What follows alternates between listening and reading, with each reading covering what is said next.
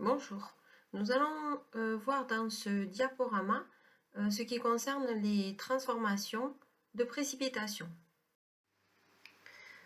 Vous trouverez au niveau de cette partie les réactions de précipitation, le produit de solubilité, les dosages par précipitation, etc. Et vous pouvez aussi constater que plusieurs mots-clés vont apparaître au cours de cette partie.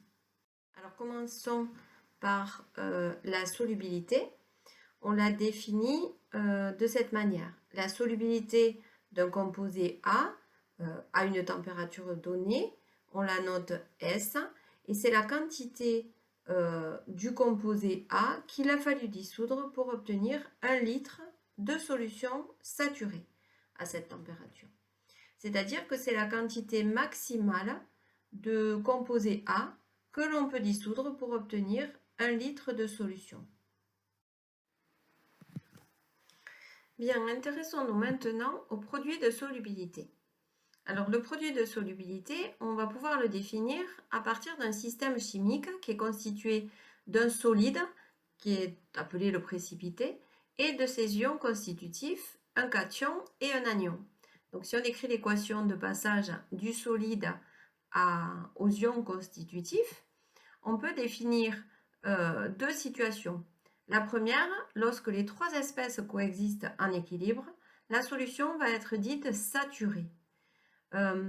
Avec la loi d'action de masse, on va pouvoir écrire la constante de cet équilibre et dans le cas où la solution est suffisamment diluée, on pourra assimiler l'activité des ions à leur concentration et l'activité d'un solide, je vous rappelle qu'elle est toujours égale à 1. Donc le produit de solubilité va pouvoir s'écrire comme le produit des concentrations des ions affectés de leur nombre stoichiométrique en exposant. La deuxième situation, c'est lorsqu'il n'y a pas de solide, donc la solution n'est pas saturée et le système alors est hors d'équilibre. Si le système est hors d'équilibre, on peut quand même calculer le quotient de réaction. Alors toujours à partir de la concentration des ions et de leur nombre stoichiométrique. Et on a deux possibilités. Soit le quotient de réaction est inférieur à la constante d'équilibre, c'est-à-dire au produit de solubilité, et le système va évoluer dans le sens direct. On n'aura donc pas de précipitation. Soit on a un quotient de réaction qui est supérieur à la constante d'équilibre, au produit de solubilité. Et à ce moment-là, le système va évoluer dans le sens inverse, c'est-à-dire qu'on aura précipitation jusqu'à ce que le quotient de réaction soit égal à cette constante. Prenons un exemple pour y voir un peu plus clair. Alors, si nous considérons l'équilibre de dissolution de l'iodure de plomb, PbI2, donc dans l'eau, nous allons pouvoir écrire l'équation de dissolution qui permet de passer du solide aux ions plomb, Pb2+, et iodure, I-.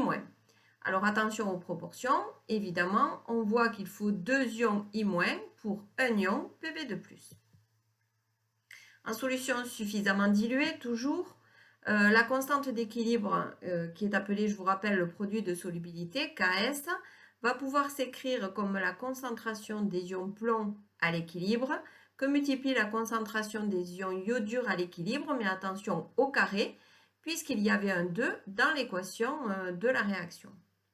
On peut aussi définir le pKs qui est égal à moins log de Ks. Pour cet équilibre de dissolution, on peut décrire le tableau d'avancement volumique, c'est-à-dire avec un avancement qui est en fonction de, enfin, qui est homogène à une concentration, pardon. Et donc, si on part d'un excès de solide qu'on essaye de dissoudre, au départ, il n'y a pas d'ion dans la solution. Et puis, à l'état final, on a réussi à en dissoudre un maximum qui correspond à S, la solubilité pour les ions plomb, mais à 2S pour les ions iodure, toujours en raison de ce 2 dans l'équation de la réaction.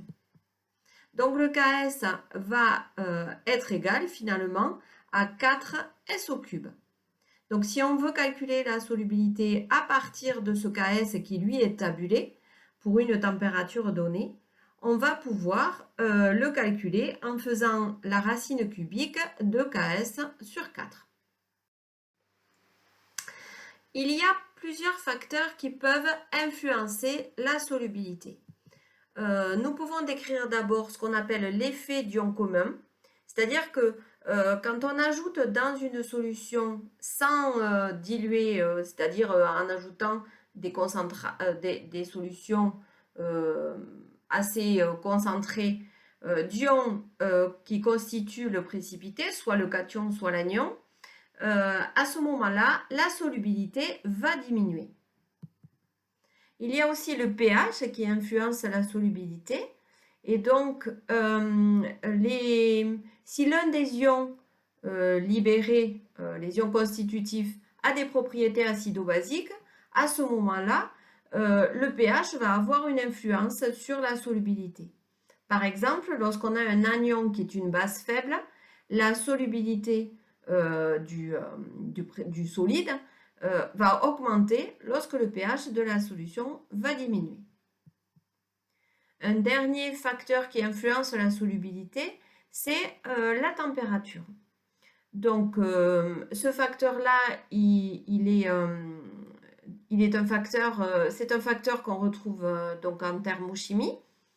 Et il y a un exemple qui est très parlant pour cet effet-là, c'est l'exemple de la pluie d'or.